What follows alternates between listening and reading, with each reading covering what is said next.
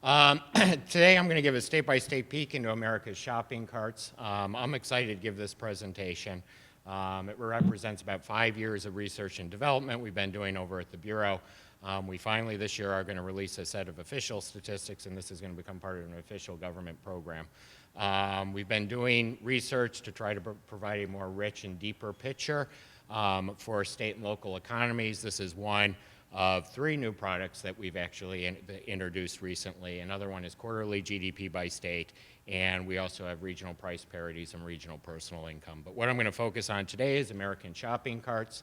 As I said, this is a 5-year research agenda. This is the first time that a U.S. statistical agency has ever produced consumer spending measures for states within the U.S. economy. I will say that we certainly had our struggles and challenges like you have with most research projects as we went along, but we're excited with the results. The results are fairly rich. Not only do they show how diverse shopping patterns are across the country. As a teaser, one of the results we find is that people's spending per person within states on gasoline and fuel oil can be as different as 5 times as great in some states versus others. There are also large differences in house spending related to housing as well. So we'll talk a little bit about some of that detail, just on an average year, how different spending patterns are across geographic regions within the country. Another thing that's interesting, and I'll build up to this later towards the end of the presentation, is we've got this time series of data. So it's not only the level differences that you see in a given year that's interesting, but it's also how consumers react to economic adversity and changes in the environment. So, and if you think back to the most recent recession we had, one of the characteristics, one of the things that was salient about the recession is that the economic outcomes across states were very different. And so you'd go to states, there'd be national reports that the economy was in a deep recession. You'd go to some states and people would go, what recession? Everybody I know is employed and we're doing great here. You'd go to other states and they'd say, boy, those statisticians in Washington really don't know how bad it is out here. You had some states growing by 6 or 7% during the trough of the recession. You had some states that were declining considerably, almost 8% as well. And out of those states, two groups that were particularly hard hit were states associated with the housing boom and bust, primarily in the Southwest, in places like Nevada, Arizona, and Florida. And you also had states in what we traditionally call the Rust Belt that suffered from a decline in durable good manufacturing, for purchasing or producing automobile parts, campers, and the like. And what we'll see and what we'll build up to is that the reaction of consumers in those environments, given those downturns in economic activity in their state, reacted much different. And I'll present some theories based on what most economists think was going on during this time period to kind of explain the difference behavior, not only across states where we expect differences, but also the differences in economic behavior depending on the economic conditions in the state. So consumers also react very differently to economic events such as the most recent recession.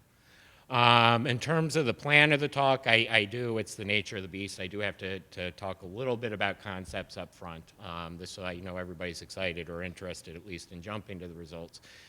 This is necessary. I think it will help lead to a little bit of a better discussion if I introduce some of these concepts. I will try to make it a little bit more interesting by talking about some of the struggles and some of the issues with data we had as we went along to try to illustrate some of these concepts. After I demonstrate those concepts, I'll focus on the results for 2012, which is our most recent year of data, to talk about the differences at a given point in time, the most recent year of data we have, to talk about how different shopping patterns are across the country, and then I'll get into the story associated with the Great Recession afterwards.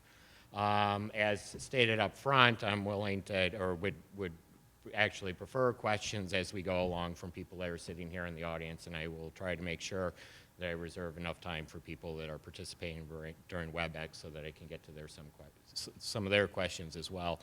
Rather than a presentation, I'd much rather view this, and I think things go better if it's a little bit more of a conversation. So please feel free to chime in if you have any questions or any comments to make as we go along. So turning to the first slide here, what I'm going to present today are new statistics on consumer spending. These are annual statistics measured over a period of a year. And it shows spending differences across states for 16 different spending categories. So it's not only the top line, what are people spending, but we also have detail on what they're spending on groceries, what they're spending on gasoline and fuel oil, what they're spending on healthcare and housing services. So we've got 16 different categories, so not only can you look at spending as a whole, but you can also look at the differences in terms of what type of things people are spending their money on. Our first report, we called them preliminary statistics. They were released as an official, or as a news release on August 7th, 2014. And they covered 1997 through 2012. So our next report is actually going to be December 1st of this year. It looks like it's a little bit of a delay in terms of the timing of when we're going to release these. Part of that is due to the fact that we're getting ready to incorporate new census data, which is newly available. Part of that as well is this really represents an acceleration of about 8 months. We're actually going to cover 2 additional years worth of data. And our ultimate hope is to get these statistics out within about 6 to 8 months after the end of the year to make them timely. Now I'll start out, what is consumer spending? How is it measured at the Bureau of Economic Analysis? The technical term we use for it, the concept in the accounts, we actually call personal consumption expenditures. So I'll use PCE, or personal consumption expenditures, and consumer spending. I'll go back and forth between the 2 terms. But one of the things I do want to emphasize is that the statistics put together by BEA are consistent with our national accounts. It's a very broad concept of household spending. So it's not just out-of-pocket costs, it's not just your grocery bills and what you're spending on mortgage, but it also includes payments made on behalf of households. So it includes Medicare and Medicaid payments made by government. It also includes contributions to health insurance by employers. And what we're trying to get at is this broad concept that represents all the services that are consumed, whether you paid for them out of your household budget or whether somebody paid for them for you. In addition, in this concept of PCE, we have what we refer to our imputations. Basically, these are services that you receive where there isn't a market transaction, where you aren't paying a check to someone or you aren't paying cash for the good or service. The most notable of these is owner-occupied housing. It's kind of a technical point, but basically what's going on is you know, we've got this integrated set of accounts, and we don't want GDP, which is also based on consumer spending, we don't want that variant to how services are provided or produced in the economy. So what we do so that we don't have PCE and we don't have GDP move around based on how many people own their homes versus how many people rent is we actually treat homeowners as if they rented their house to themselves. So the general concept, even though the implementation can be a little bit difficult, general concept is if you own your own house, we don't count mortgage payments in there. What we're interested in is that flow of services, so we go out and we effectively find a house that's just like yours in terms of the characteristics, and we figure out how much you would be paying in rent if you were to live in the same house, you know, with the same characteristics. Another imputation, it's not that big for the United States, but it's important for international comparability, is food produced and consumed at home. You know, a lot of people grow things in their gardens. You know, they end up eating them. You're actually getting services from those foods that you're consuming. In the U.S., it's actually pretty small, but as you can imagine, as you make comparisons to other nations as well, and you know, a lot of other countries, it's actually a pretty big component. So we've got those imputations in there as well. So we've got spending on behalf of households, we've got the imputations, and then I'll just throw it out there, it's not important in terms of magnitude, but we also have spending by nonprofit institutions serving households.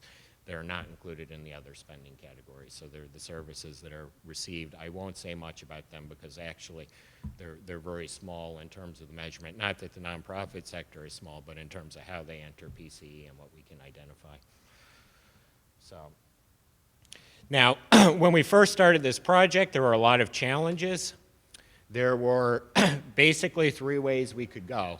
One of our first ideas is if we wanted to look at consumer spending across states, is that we could look at sales tax revenues. And then what you could do is a simple exercise. You know what the effective tax rate, you multiply the revenues, you can figure out what the value of the products were.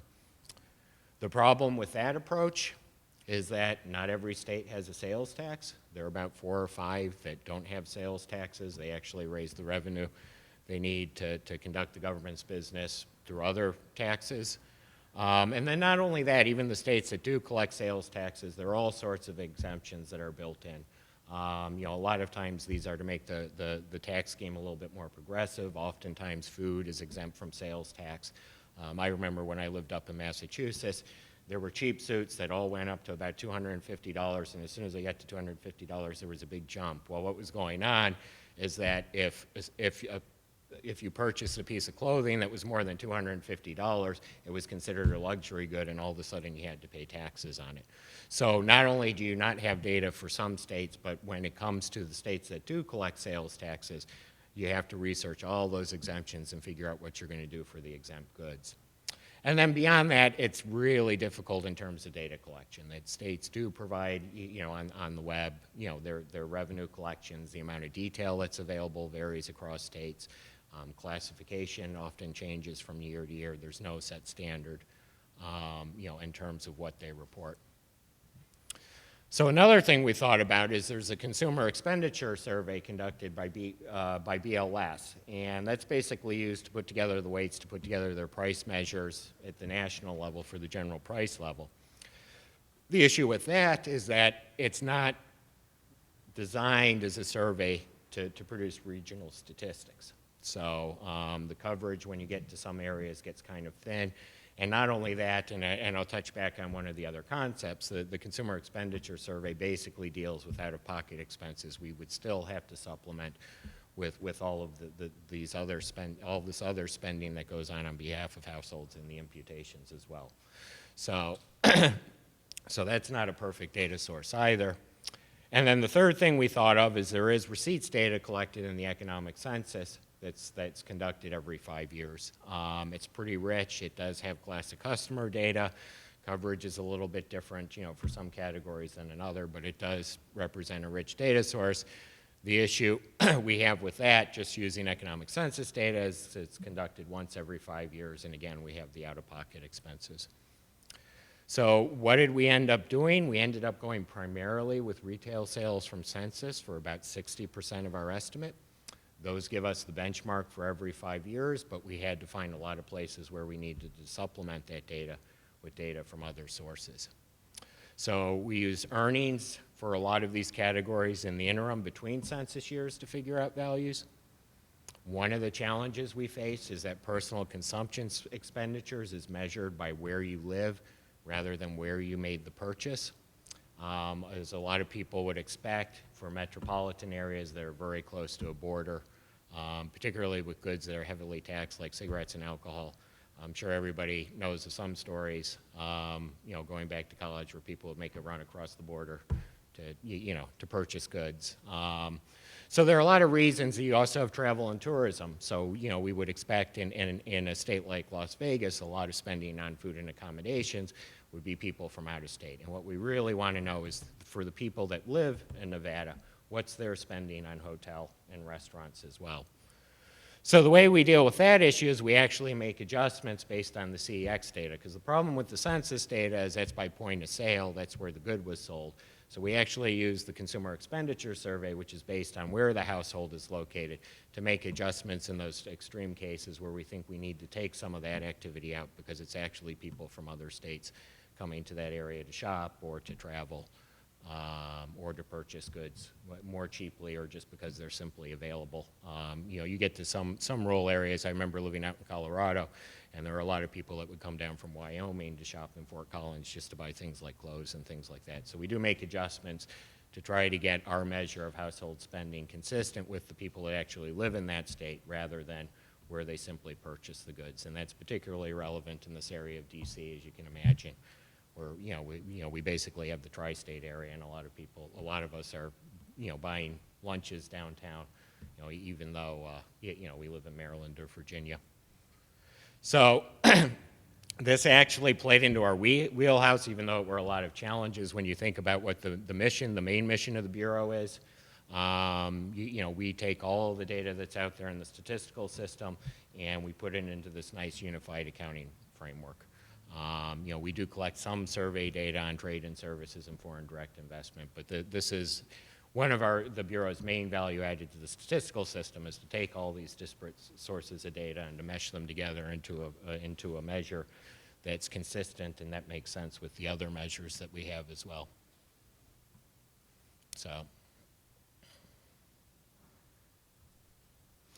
So let's turn to the results here. First result I'm going to show, for all the results I'm going to show today, I'm actually going to show PCE spending or consumer spending per person or per capita. So what I'm simply doing is I'm taking the total spending in the state either on consumer goods or on a particular category of consumer goods, and I'm simply dividing by the population.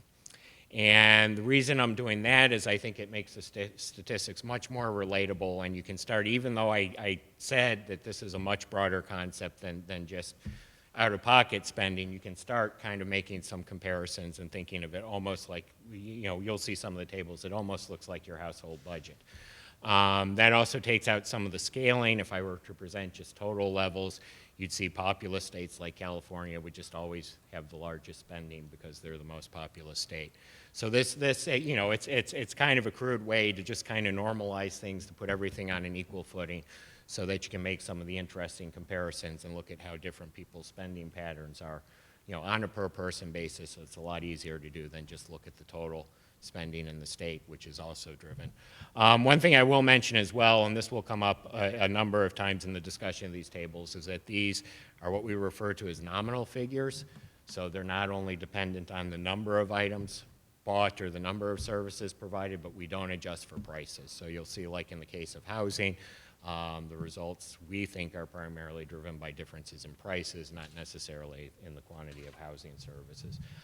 As a long-term research project, we're really interested in trying to decompose those because we think it would be interesting to figure out what's going on, but we have a little bit of work to do there.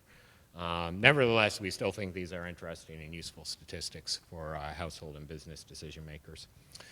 So in this map, this is a map of the United States, and what I've done is I've broken up the per capita spending. This is total consumer spending. I've broken it up into quintiles. So you see in the dark blue states, those are the states in the highest quintiles. So they have the highest consumer spending per person levels in the country. Light blue is the second tier down. That's the second highest group. The dark yellow is the lowest group of per person spending. Light yellow, second lowest, and then the white is in the middle. And what you see here is a little bit of a pattern, and we'll dig down into some of the details. You'll see that for the most part, that consumer spending per person is greatest in the coastal areas, particularly the Northeast and out in the far west as well. And we'll dig into the details, and I'll show you some of the underlying results, but there are two major factors that are driving this result. The first is, if you think about what most people spend their money on, it's housing services, whether it's rent or it's mortgage payments, which would be measured through our concept of owner-occupied housing.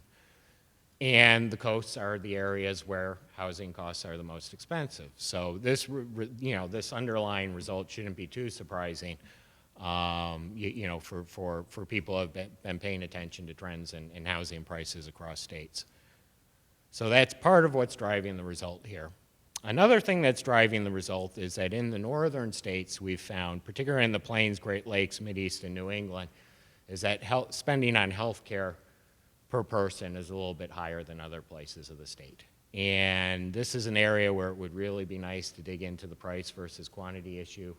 We're comfortable with our statistics, but we really haven't dug into it. I will say as well, when I get to the healthcare stuff, that this is 2012 data. It's certainly an area to watch with the American Affordable Care Act. Our statistics do not cover the impacts of that legislation yet because we're only through 2012. But healthcare represents about 15% of most people's household budget. Well, not necessarily of their consumer spending as we measure it, because you do have the Medicare payments and the employer contributions. There are also some individual stories that are driving the results a bit. One of the big stories that even received some national press coverage over the past 4 or 5 years is the big natural resource boom in North Dakota. It's one of the few places in the country, in fact, I think it's the only place I've ever heard that demand for services is so great you can get a signing bonus for working at McDonald's. So that you've got the bacon shale reserve up there. That state has been growing tremendously. It's slowed down within the past year as oil prices have come down, but it's been one of the big growers. There are all sorts of reports in the press. You know, housing services, they're in short supply. There are people that are living out of their cars in Walmart parking lots. So you would expect that prices are being driven up there for a lot of goods and services. And you've got a lot of temporary workers that are coming in to work in the shale reserves. You know what I mean? Their spending patterns are a little bit different. You know what I mean? And we're trying to sweep as much of it out, but you do have a lot of the local services that are trying to support those workers coming in and working in the fields. So, and then we'll also see too, there's an interesting pattern, although it's a smaller part of consumer spending. There's a real interesting pattern going on that's kind of nuanced when it relates to fuel oil and gasoline as well.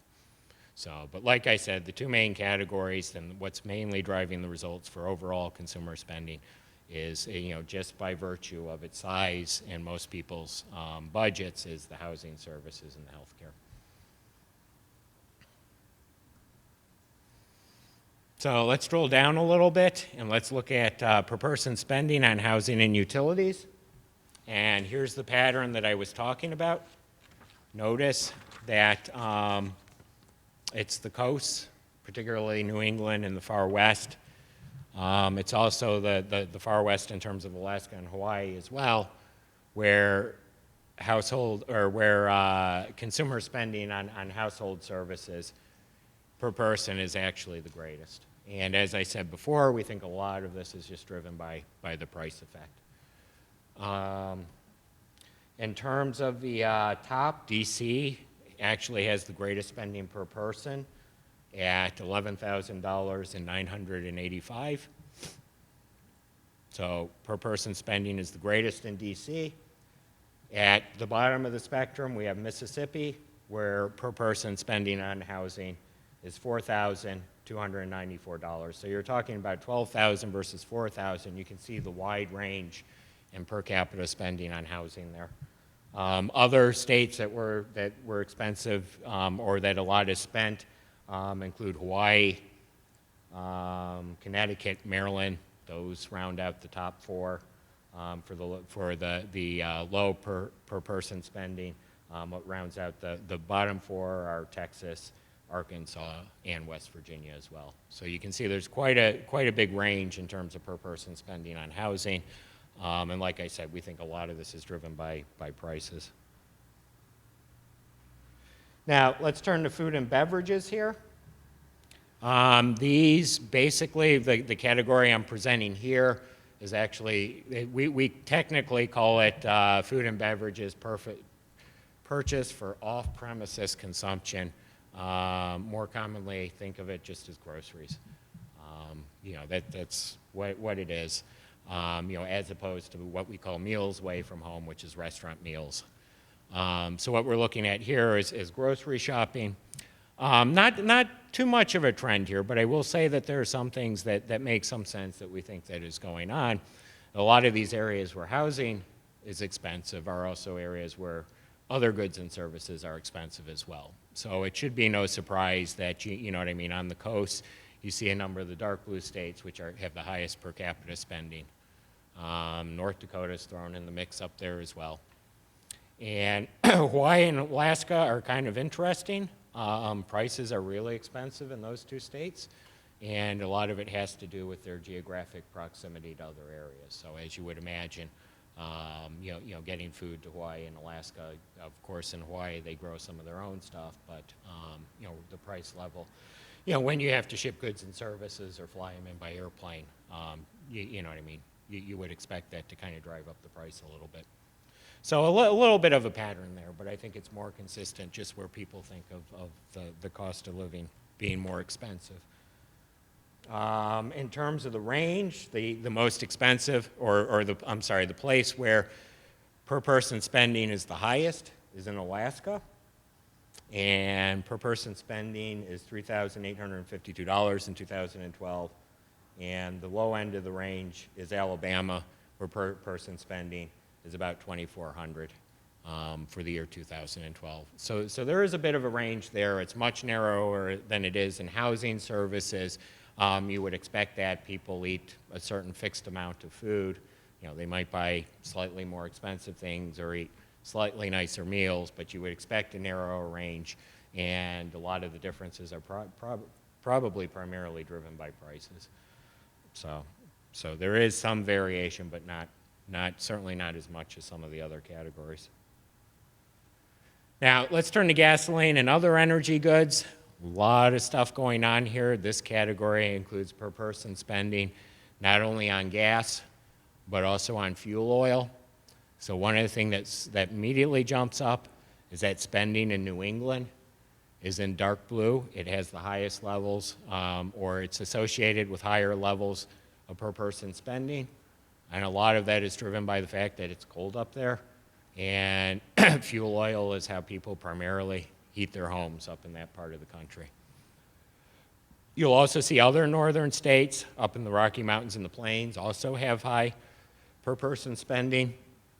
Again, cold areas, and fuel oil is included as well.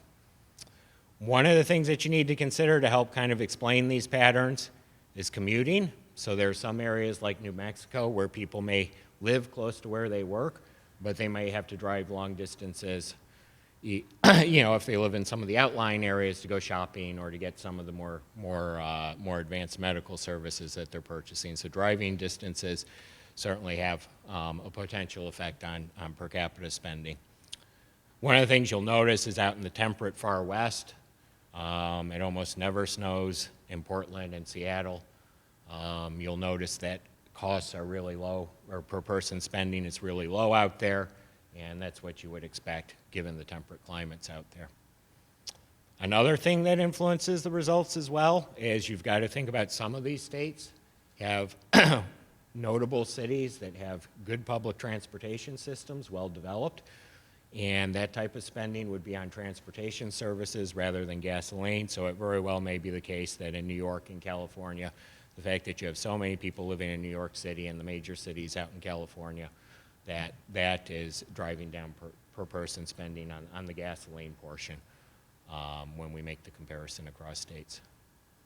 So like I said, there's a lot going on. There are a lot of potential influences. There are some interesting things worth looking at.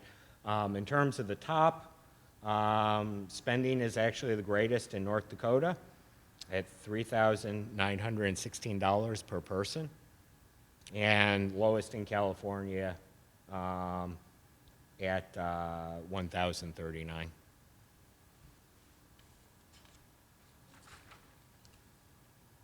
So I'll turn to the last detailed map, looking at the results for 2012. This is healthcare.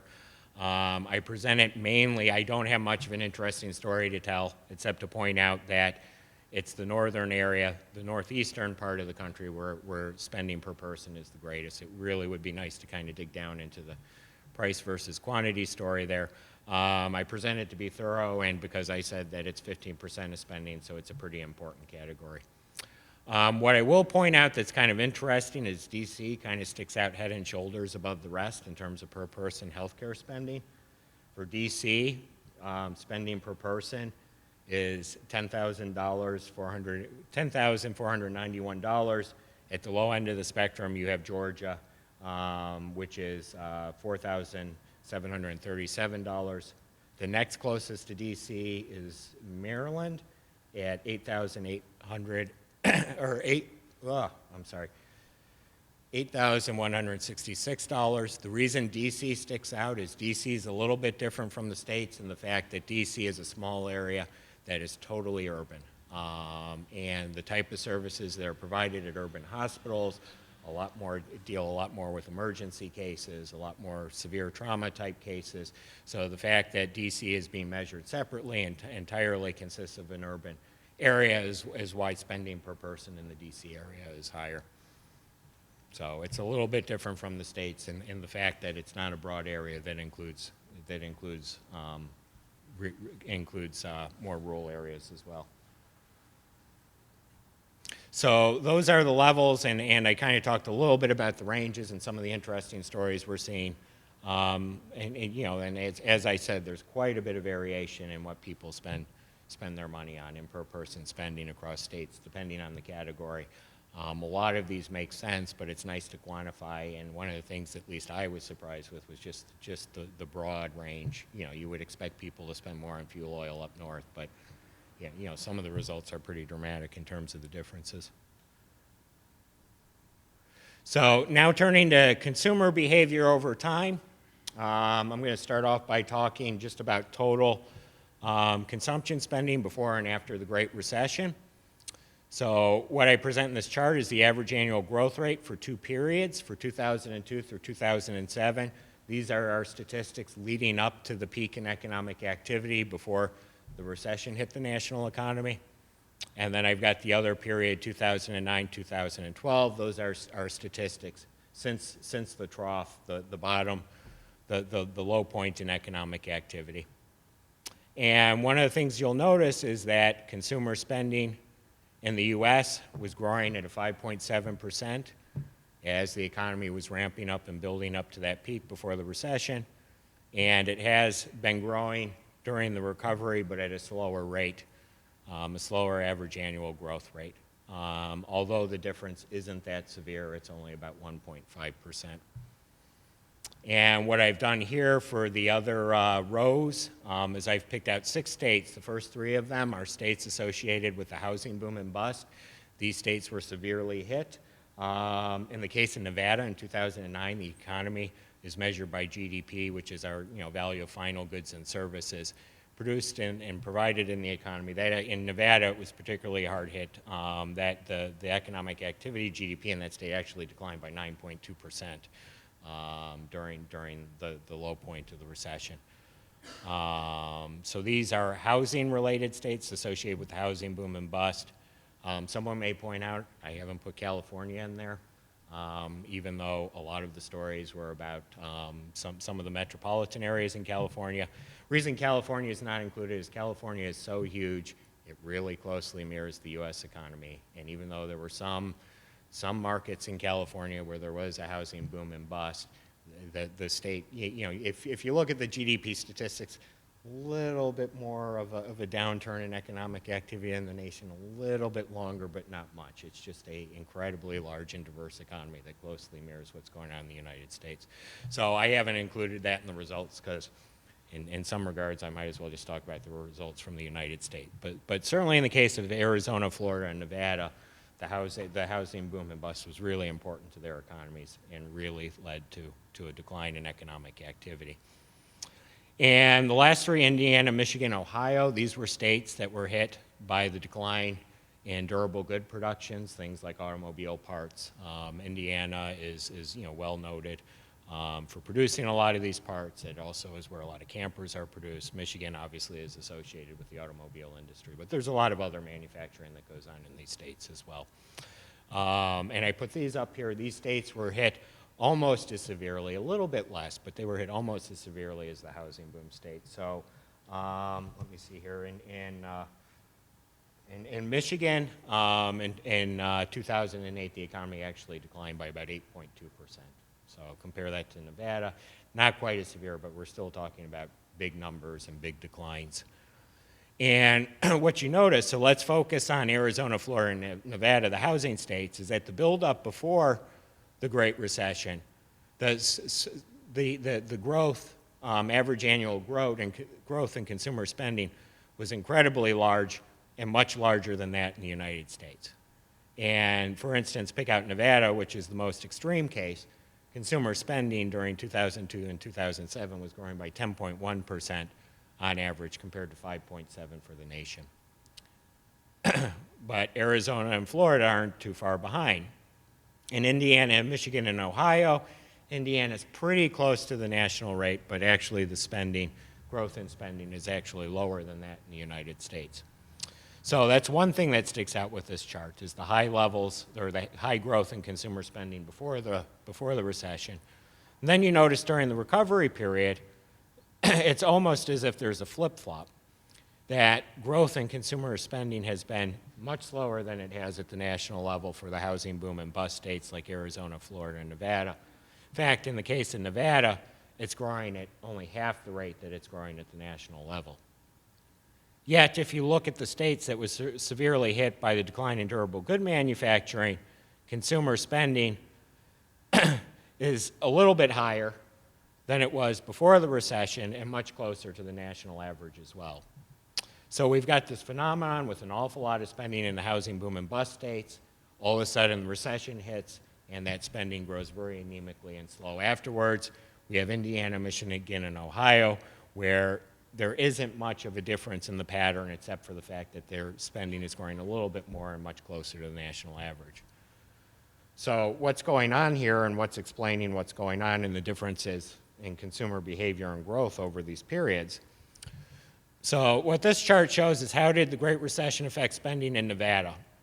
And again, these are per person spending measures so that you can kind of think of them almost like a household budget. And what I have in the light blue is that's food services and accommodations.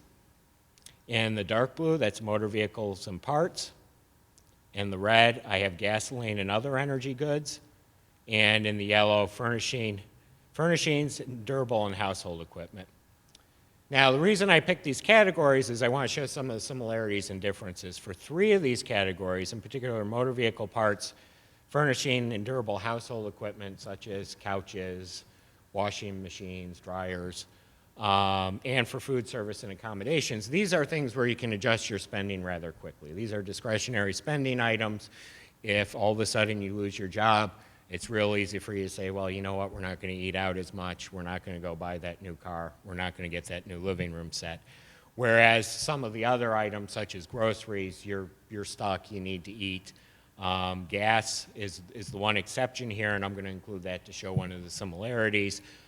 Even though there's a lot of talk in the press of people adjusting their driving patterns and economizing and thinking their trips out better, you know what I mean? It takes a long time to change from not driving to work. You know what I mean? Then, and that's a big portion of people's gas bill as well. And what you see here in Nevada, and what sticks out the most is this drastic decrease in purchases of motor vehicle and parts. I mean, we'll look at the actual numbers, but that's about almost a 50% decrease. So you see this marketable decrease when the recession hits, and after that the housing bust, and people really cutting back on purchases of automobiles and parts. You also see them cut back a bit on food services and accommodations, and you see them cut back on furnishings and durable household equipment. But it's mainly motor vehicles and parts that has the most drastic change. Now, what's going on with gasoline and other energy goods? I include that because that was one of the bright spots of the economy, and that helped people make ends meet. If you think back to that time period, there was a dramatic decrease in gas prices during that time, and a lot of people were able to take advantage of that. I don't remember exactly how much price per gallon declined, but it was like in the $1.5 to $2. So that's a trend you'll see across almost all states, is just being able to take advantage and help make ends meet due to the decline in gas prices. And that's thing, even though people talk about differences in gas prices across the country, the dramatic increases in the commonality in spending on gasoline across the country, there's a consistent story there. But what I am going to turn to, and you'll see that's different, is that this big decline in motor vehicle and parts, and in some of the other categories was not as severe in some of the states that were hit almost as hard during the Great Recession. So let's look at some numbers here, just to help kind of grasp the concept a little bit better. So in Nevada in 2007, per person spending on motor vehicles and parts was $1,477. In 2009, after the trough in the recession, spending dwindled down to about $884 per person. And if you notice, it's a dramatic decrease of 40.1%. For furnishings and durable household equipment, you see a decrease of a large decrease of 21%. Gas and other energy goods, smaller budget item, but you see that 25% decline, and that's pretty consistent across most states. It's usually in that range. And you see about a 10% decline in food service and accommodations. So the main declines you see, and this was one of the things that I found kind of interesting, when times are tough economically, you hear a lot of news reports about concerns of people cutting back on tourism and eating away from home.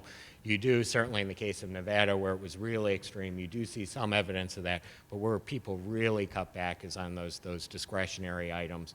They put off buying the car, they put off making that big purchase, they put off redoing their living room, and it makes some sense that people would maintain a certain level of creature comforts and still plan some vacations and go out and eat and not cut back as severely. And we'll see when we turn to Indiana that the difference in spending is much less severe than the 10%. That's pretty extreme.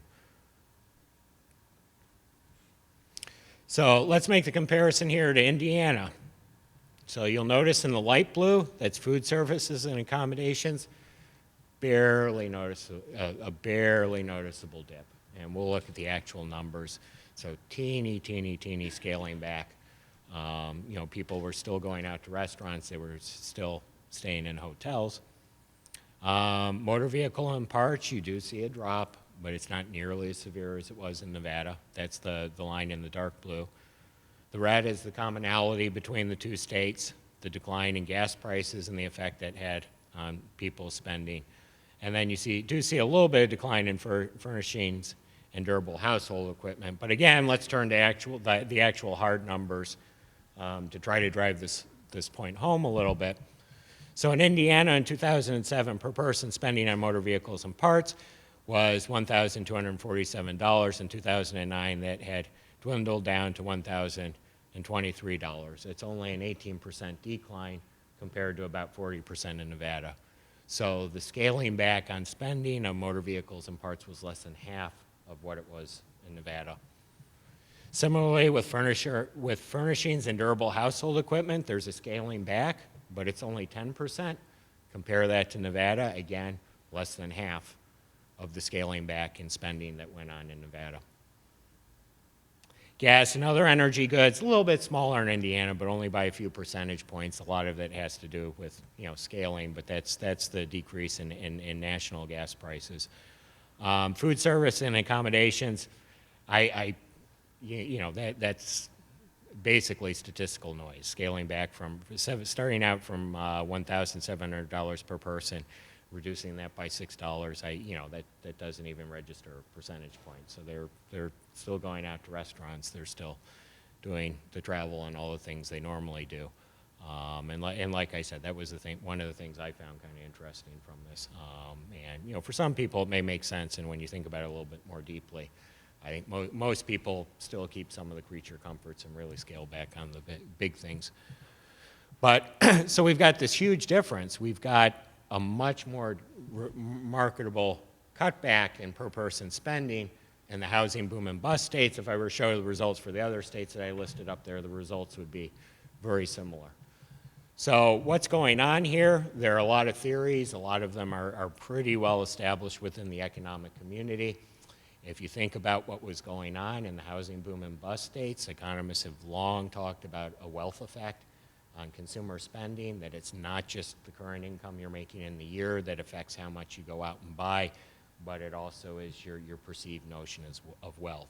So as housing prices are going up, the likely story is people were feeling wealthy because their housing values were going up, so they were going out and buying new cars, redoing the living room, spending a lot of money, and then all of a sudden the housing bust hit, and all of a sudden the spigot was turned off and people were feeling poor, and they drastically cut back on those purchases. So you have heightened spending because of the wealth effect before, and then all of a sudden when the decline in housing values go down, you have a real turning off of the spigot.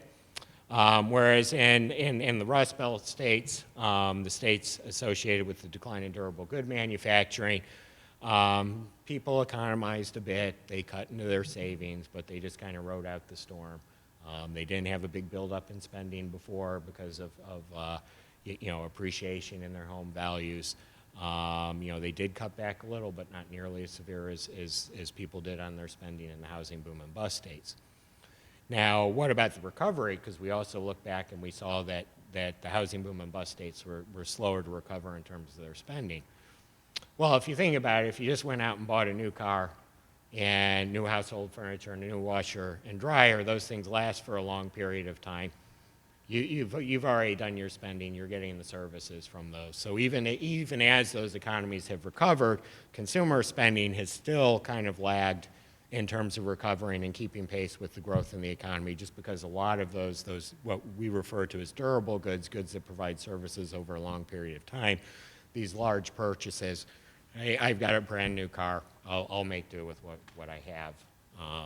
Whereas in the other states, things are just kind of plugging along like they normally are, and they're starting to replenish, thinking of replenishing their savings. So that's the story that's likely driving the results here. And like I said, I think it's interesting because it really shows the marketable difference in how consumers react to the economic environment and what's going on in their states. So not only do we get this variation across states, that would be driven by things like climate and how people typically spend their money in areas and the pricing and the cost of housing. You also have this interesting story that people react a lot different given the individual circumstances in a state to economic events. They react differently over time. And it gives a much more rich and nuanced story of what's going on in the economy. So I will end on a bit of a more positive note. I will say that all states have recovered in terms of their levels of consumer spending since 2007. So what this bar chart does is it compares consumer spending in 2012 to 2007. So the way the value of that bar, which sticks out to the right, is calculated is you simply take household spending in 2012 and divide it by 2007. So if you get a statistic that says 110, what that's saying is that household spending is 10% higher than it was in 2012. So if any of those bars laid to the left of the 100, what that would be saying is that consumer spending hasn't recovered and people were spending less in 2012 than they were in 2007. The further that bar gets to the right of the chart, that shows that spending is considerably higher than it was in 2007.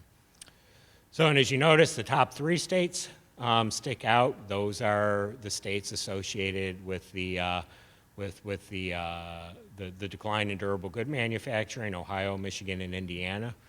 Notice how well that those have recovered, at least in terms of consumer spending. I'm not quite sure if that's normally when people talk about recovery, they talk about the economy. At least spending has rebounded and is higher than it was at levels.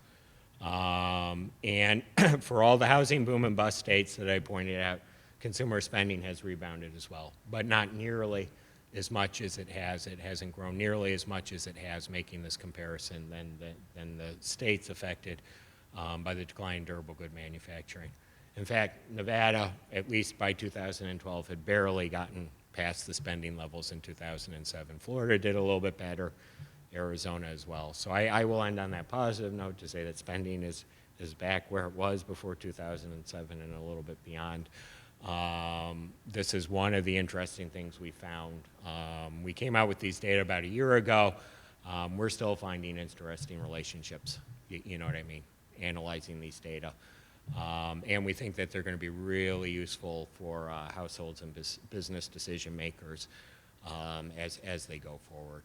If you think about it, we produce a lot of national statistics at the Bureau. Those are really useful for policy analysis, but if you're an individual household considering accepting a job out in San Francisco, you really want to know how expensive housing is out there and how much people are spending on gasoline and groceries before you make that decision and that commitment to move out there, and similarly with business location decisions.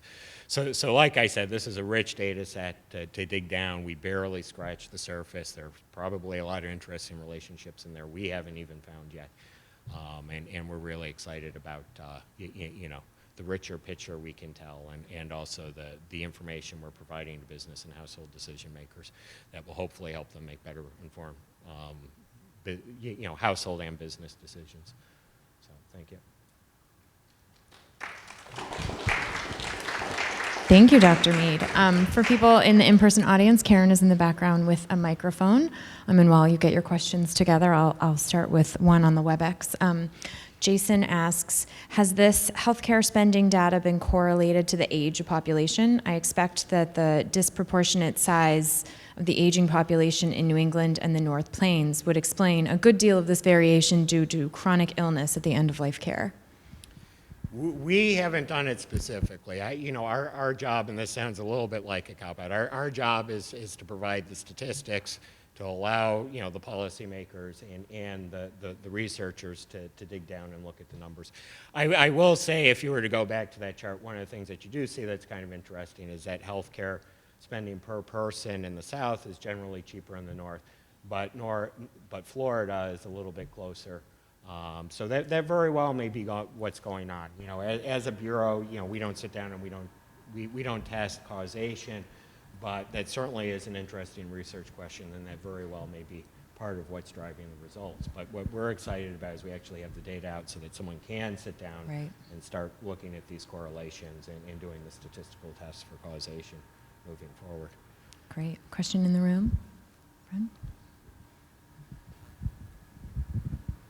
As I recall correctly, Alan Greenspan's favorite economic indicator was motor vehicle sales, okay. And I think I guess he would have peed his pants to have access to this comparable state-by-state data. What I noticed on a couple of examples that you gave, that the motor vehicle sales actually were declining well in advance of the Great Recession. Do you have a sense of how many of the 50 states that may apply to? I can speak to that generally. We know generally where the vehicles are produced. A lot of times it's the parts production, and we do know now where they're being purchased within the United States. What I will say that's kind of interesting, and this relates to another product that we're coming out with this year, is with the quarterly GDP by states, or quarterly GDP by state. You do see.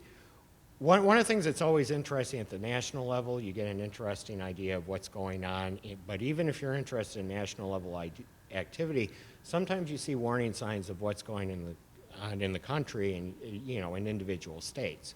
So with the new quarterly statistics, we're going to be producing more timely and on a more frequent basis. We're going to be producing state level estimates, and there are some states where you do see declines in durable good manufacturing before the dates of the national recession. So in some regard, this is helpful to look at that, but we do have data coming online that much more directly addresses that question, I think. And like I said, I really do want to play up this notion that by looking at the rich state and local detail that the Bureau produces, you can start picking out some of the warning signs early, because there certainly were some industries in some states that were showing signs of weakness, and signs of serious downward trajectory, a full quarter before the recession ended up finally being called by the National Bureau of Economic Research. So. Great. Anyone else in the room?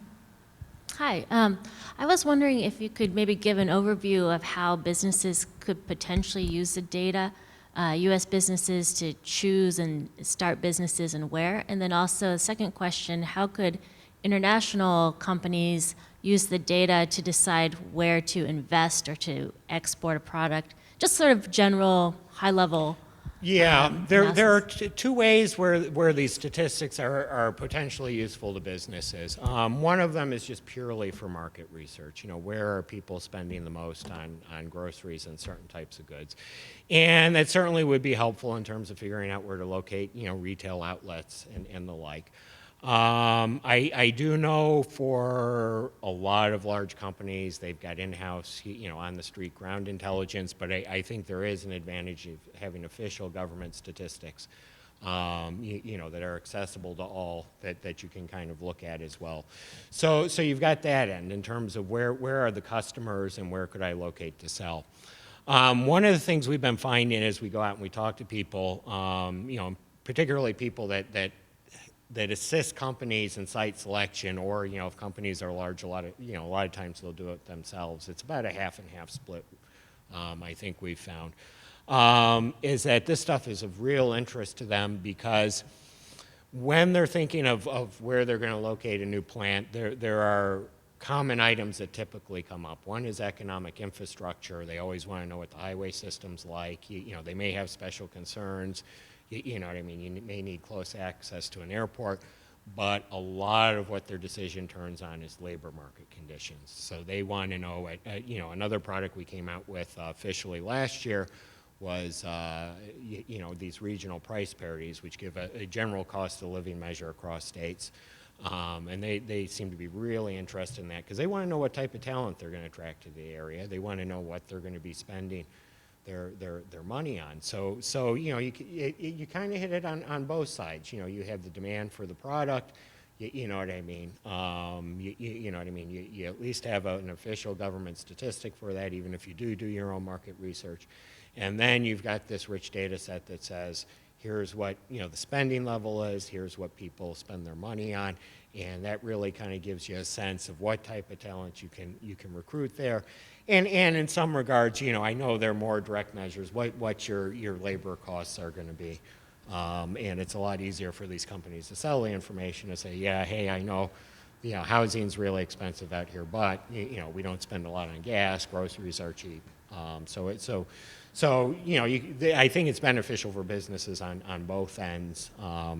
You know, it depends on you know, their resources and how much research they can do internally. But like I said, I mean, having official government statistics out there, in particular the PCE by state ones are ones that are really, you know what I mean, useful. You know, also on considering the labor market conditions and what type of talent they could.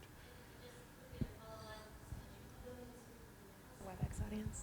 Sorry, just to quickly follow on, did you find that the amount of consumer spending also had some correlation to the amount of education or the salary that the folks in those states had? Or we haven't looked at that. You know, you know, like I said, we put out the statistics. We look at as much as we can to see if the statistics kind of make sense and hang together as a whole. And in terms of actually looking at statistical tests and education, you know, there are a lot of reasons that you know, the cost of living and that people spend more in certain areas. And we're agnostic on it. But like I said, we're excited that we have data out there that people can actually drill down and, you know, for themselves do the statistical tests. You know, the people that are experts in education policy, you know, and the effects that those may have on the economy. You know, and the regional developers that can think of the type of analysis and what type of businesses they're going to try to support development in their local communities. So like I said, we haven't looked at it specifically, but we are glad that the numbers are out there, and that's certainly an interesting research idea. I can think of, gosh, with our new products coming out, I can think of about 50 interesting dissertations for grad students who are looking for ideas if they're willing to dig into regional data. So. And that's one of the things that's nice too. You know, like with this whole wealth effect, testing the wealth effect, well, now you've got a rich data source at the state level rather than just the time series for the nation. Like I said, you know, you really get much more dimensionality in data so that you can really start, you know, you get the power you need for your statistical tests, you know, once you start drilling down to the regional level. And I'll just mention the Census Explorer tool from one of the last around the bureaus.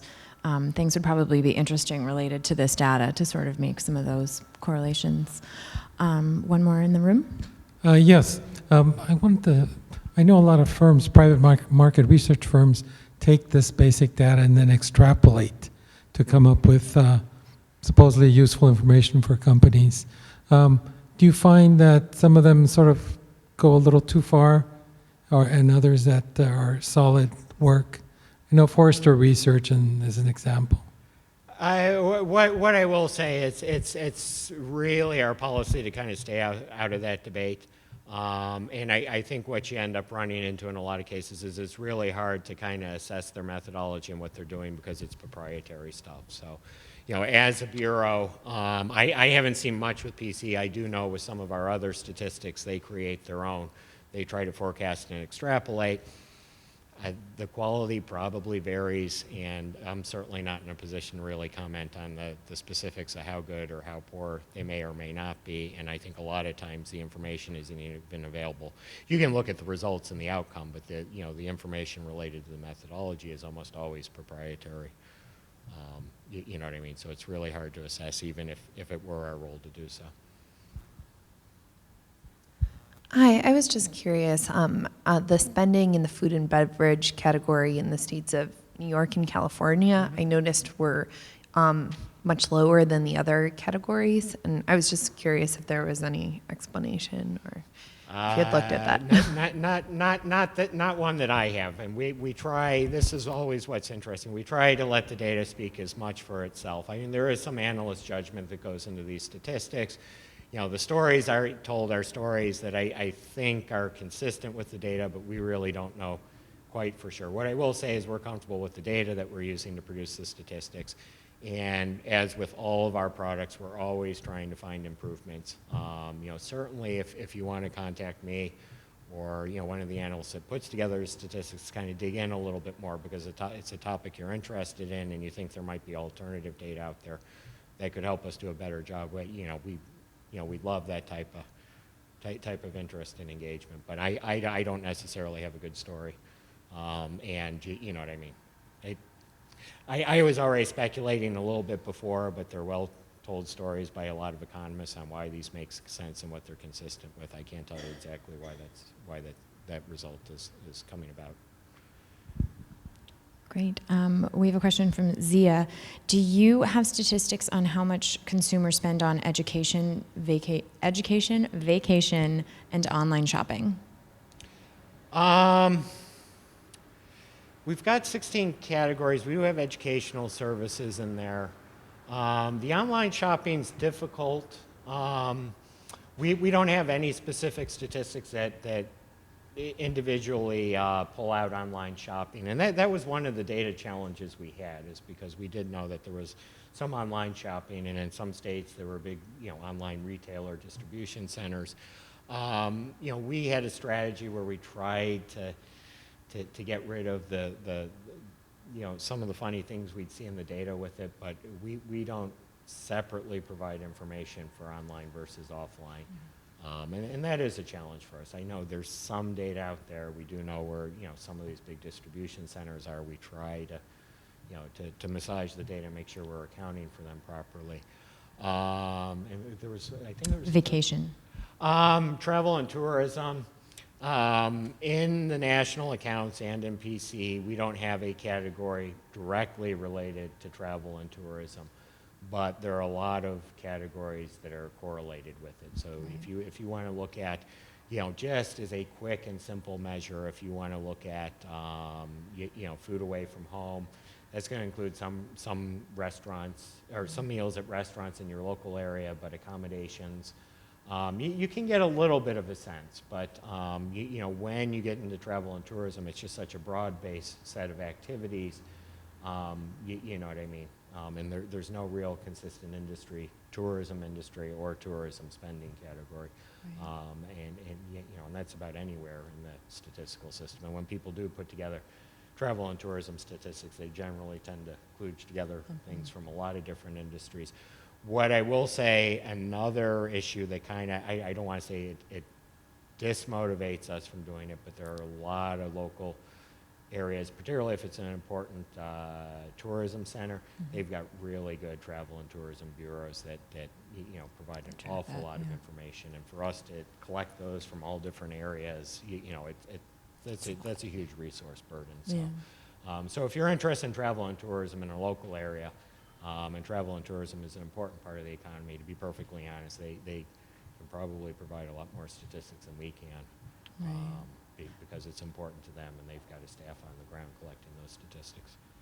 And I know that you touched on this earlier, but Jeremy was wondering if you could just recap how you take into account the tourist spending. Like in the Nevada example, you mentioned that you were trying to look at what the residents were spending versus what. Yeah, it's you know, it's a complicated methodology. What we do is we look at spending. We see, you know, we look at ratios, you know, compared to income and some other variables like population, and we kind of just look for outliers. Does something really stick out of line? And you know, if you were to look at accommodations in Nevada, you know, the spending patterns would be very different from the U.S. You know, much higher. And so in those cases, we adjust the data with data from the consumer expenditure survey just because we know that's not based on point of sale, that's actually based on you know what I mean, where the person resided. So I will say that they're very special they're very special categories. They're limited to goods and services that we know that there's a big issue there, and in a lot of cases, those adjustments are really limited to to areas where you really expect. We're pretty conservative in terms of making adjustments. You know what I mean? And but yeah, like I said, we use CEX to kind of adjust those data and to try to take out the spending that we think is tourism related, or not necessarily tourism related, but also out-of-state spending. So. Great. Jordan wants to know if you have any idea if the increasing use of mobile payments will affect your data collection. Will it be easier or harder? Ooh. That's a big question for the statistical system as a whole. As I imagine a lot of federal statistical agencies are, I mean, we're interested in investigating more of the use of big data. There is a center up at the Federal Reserve Bank of Boston that's studying how consumers make payments. I will say it's too hard to tell at this point in time, and a lot of that is really a data collection type issue, although we are thinking of trying to find alternative data out there to kind of help corroborate our estimates as we go forward. So yeah, it's something more.